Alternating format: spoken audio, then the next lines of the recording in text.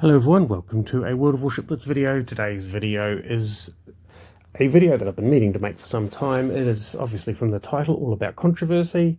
Now the reason I'd wanted to make this video is that World of Warships Blitz had a pretty clean run for, well, quite a considerable period of time without controversy, and looking at World of Warships Blitz, or World of Tanks, or World of Warships, sorry, or World of Tanks Blitz, they have had their fair share of controversy.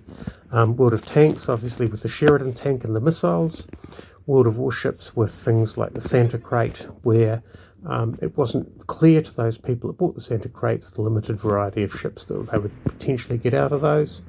Also with World of Warships, there have been controversies around some of the ships, like the Kremlin or the Smolensk, where gameplay at certain tiers has been affected by the proliferation of these very highly powered ships.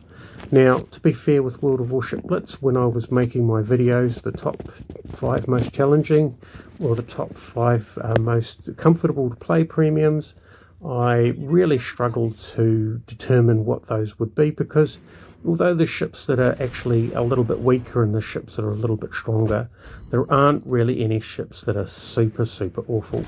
So almost every ship that I've got in my port, at some point I've got an MVP for it. And it's often, a ship is just more difficult to use than other ships. So, you know, for things like the Smolensk, things like the Kremlin, those sorts of things worry me, and Wargaming with World of Warships Blitz has done a phenomenal job of avoiding those sorts of pitfalls. Now, that's not to say that World of Warships Blitz has been controversy-free, because this weekend there has been a controversy around the pricing of the Summers Crate. So the Summers Crate went on sale in a number of servers for 1,500 gold for 1 crate, or 13 gold for 10. Yep, that is 13 gold for 10 crates. Now that's obviously a pricing error.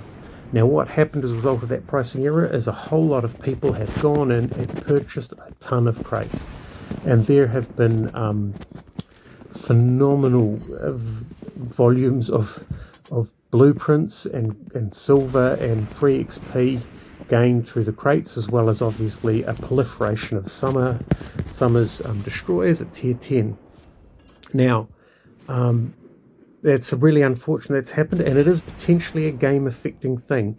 The game does rely on the players to provide the competition, and if players bypass the experience system and bypass the normal method for getting through the tiers, then what it means is that upper tiers become more randomized as the teams with players, depending on the mix of players and their capabilities, experienced players start finding holes and gaps of capability on their sides and start losing game and get annoyed, and it does affect the game. So it is hugely impacting on the game, the fact that these summer crates have gone out and the fact that people have taken them up. Now, on the other side of it, it's good to say that it is a human error mistake. So what it means is that Wargaming with World of Warships Blitz has been on a very good run for providing, making really good decisions around, the ship balance, game balance, things like that. I do have some complaints about CVs, but it's just a difference. That's obviously always going to be a challenging area because of the different ways that these things are played. But with the Summers Crate, that looks to me like pure human error, and that in some respects is quite comforting, even though for a lot of people who have taken up this offer and basically gone to town on it, it's going to obviously mean potentially some changes as Wargaming tries to correct the situation, because they do have the credibility and the effectiveness of their game, the playability of their game at stake, because obviously if a whole lot of players are incapable of playing ships at very high tiers, then those players that are capable are going to find that the matchmaking becomes just too difficult, and that sort of thing does drive people away from the game. So what I do recommend for those people that have gone out and purchased a whole lot of crates, be aware that Wargaming will probably try and do a fix. Now, they're going to have to try and strike a balance, because you've gone and bought these things. Now, I'm not going to say in every case that you've bought them in good faith, right? So you may have bought them and there may have been the price, and you could say that's Wargaming's problem. Well, Wargaming could say, well, matchmaking and ship nerfing and ship capability is your problem, but they try and fix that, right? So when you purchase these things, if you were aware that it was orders of magnitude out of the normal pricing, then in some respects you were trying to take advantage. So I'm not saying that it's Wargaming is innocent, because it's their responsibility to make sure that their public-facing game is robust, but also just be aware that this game is, it is run by humans, and if there is a human situation that's caused human error, that it's also a little bit unreasonable to believe that you should keep everything that you've kept. How many times have you gone out and done something where you've had to correct an expectation, or where something has come across, looks like it's a decision, but in actual fact, when you really look at it, it's a case of mistake, and you have been able to pass on or benefit from other people who have recognized and allowed for that mistake and allowed for correction to occur. So I would ask that a